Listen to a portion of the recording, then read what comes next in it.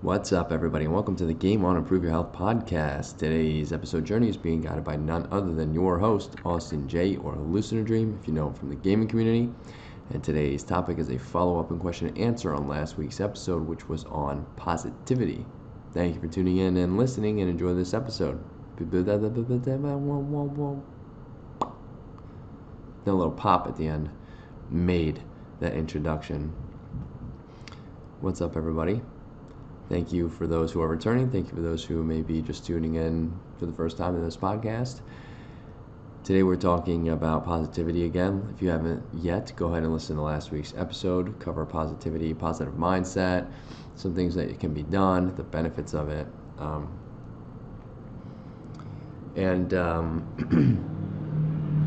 I apologize if you hear the incredibly loud vehicles that are on the road right next to us. I'm just using this episode as a refresher. There's a couple things that I wanted to add as well. I would answer any questions that came in, but none did come in for this episode, so that's okay. If anybody has any questions, there is a 5th week fun episode, I believe at the end of November. End of November. So we can answer any extra questions that have come in then. Having a positive mindset will help, keep your mood up, right? But will help you advance in various aspects of life in general.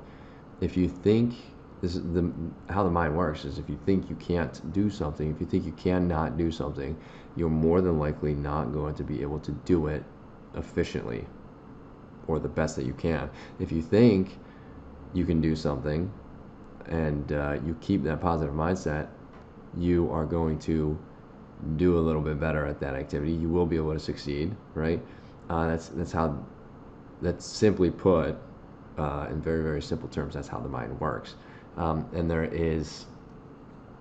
are studies, lots of studies that are being done to prove this aspect of mindset, right?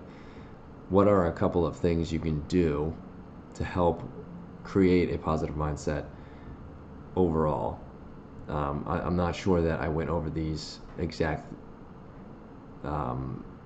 ways or tricks or tips last episode, so I wanted to add them here. One thing that I'm positive that I did not, no pun intended, that I did not add in last week's episode is practicing gratitude with a gratitude journal. Writing down what you're grateful for. First thing in the morning, when you wake up, let's say first thing you do is make some coffee.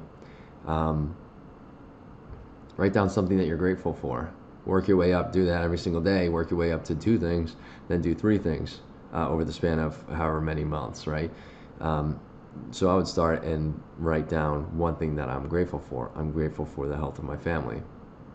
I am. That's something I'm grateful for. And you'll be able to find something, for the most part, something that you're grateful for.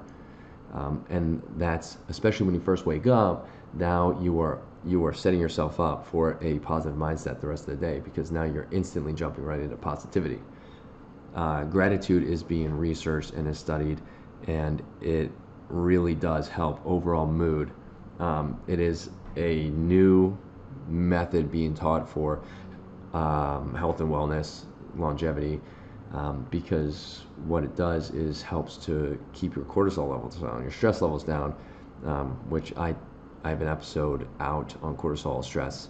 You can go back and listen to that and the negative effects that causes.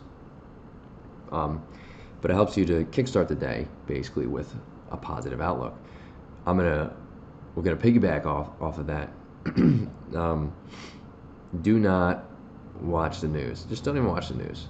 If you want to know something specific about what's going on, or somebody says something to you about what's going on, Google that. But the media, or Google it, look it up, ask somebody.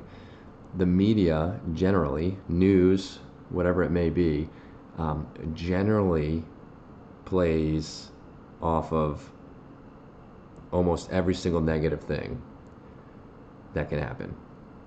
There are also studies that prove that watching the news, and I will tell you, I don't feel very much stress during the day because I don't watch the news, because everything you see on the news is this person got hurt, this person got injured, this person got killed, this is happening in the world, there's very, very, very few positive news, what are they called? Articles? I don't even know what they're called. Very few of those are run during the news. I mean, I can count on one hand during the week how many times they probably play a positive, positive, what is it called? I'm drawing a blank. Article through the news, or segment, whatever it may be. And if you're one of those people who watches the news right off the bat, just try it out. You don't even have to believe me right off the bat. Try it out. Stop watching it for a week. Stop watching the news for the week. Don't do it in the morning, and exchange that for just writing down one thing you're grateful for. And I guarantee you will notice that you are less stressed to start out the day, because that does is just raises your cortisol, whether you feel it or not. On a chemical level in your body, it is negatively affecting your health just listening to bad news and hearing it, and it also could help, or also could promote just a bad mood, overall bad mood for the day. Let's say you hear something very devastating, and you're just dwelling on that, which we'll get to. Don't dwell on. Try not to dwell on too many different things. Let's say you're dwelling on it throughout the day, and you just keep backtracking and thinking about that negative event that happened that you saw in the news first thing when you woke up. You're continuously spiking those cortisol hormones to be released because you are stressed. You're continuously getting stressed. It causes inflammation. A lot of different things going on there that we do not want. We want to avoid. So just even try that out. Try for a week. Try for 2 weeks, and see how you feel. Right? Those are two things. Oh yeah, and those are two things I wanted to add. But now that I said something about dwelling, try not to dwell on different things. Try to, if you're not one of those people who forgives very easily, try to work on that. I mean, it doesn't have to be every single situation. It doesn't have to be stuff. I'm talking, this is all situational, but I have practiced basically not holding any grudges and being pretty forgiving myself, and I feel that has very much benefited me in not just overall mood, but health, right? Just taking that aspect. And now obviously there are situations where you just, things change. You can't forgive somebody or something or whatever it is instantly. That's okay. But try not to dwell on things too long. An example is in traffic. Somebody cuts you off, right? Somebody cuts you off in traffic, they speed away. Your instant thought is, wow, that person's an a-hole. They are. And now you're getting stressed because that person cut you off, maybe scared you a little bit. Valid thing to do, right? But let's think about that a little bit further. That person, you don't know who's in the car, what that person may be thinking, what may have gone on that person is speeding and potentially cutting people off. Maybe they found out somebody in their family was rushed to the hospital, right? And that's why they're speeding, and that's why they cut you off. Maybe they didn't really intend to cut you off. That's not how they usually drive. It was one of those things. I can't say that I haven't cut people off. Generally not on purpose, but I can't say I haven't cut people off on accident because I was, in a hurry to get somewhere. And I know that I've done that in the past. I try not to, obviously. And I know that I have done that. So you got to think a little bit into it. If you change that aspect of, and I will say I've gotten angry at people. I've almost gotten hit so many times recently, and I'm starting to catch myself when our daughter's in the car.